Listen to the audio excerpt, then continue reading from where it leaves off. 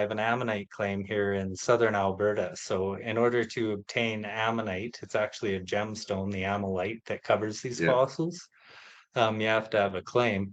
And on in this area, I had found a rare section of fish vertebrae. So I'd called the museum, said, "Hey, I'd like to come drop this off to you guys because it was a rare taxon. They didn't have a whole bunch of examples of this particular species at the Royal Tyrell Museum." So Yeah. called up the paleontologists, and I ended up about 45 minutes early to the meeting. So I decided I'd go for a little bit of hike and walk down to a local property where I had permission just to walk around. And not 10 feet from my truck door, I ended up finding an Albertasaurus skull. And it was an upper section of the skull with the teeth all still embedded in it. There was a couple that had fallen out and weathered out over time. And so after that, I had a new discovery to bring to the museum, and I brought the fish in.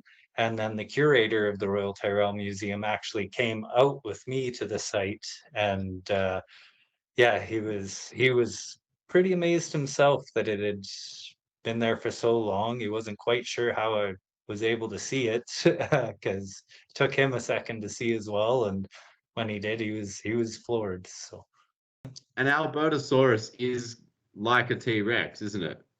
yep, yeah, it's a tyrannosaurid of sorts. So large predatory meat eater that everybody wants to find and see. So, that's not just like a tooth that you found in the ground. You found like a T-Rex like head outside your front door. Yep. So the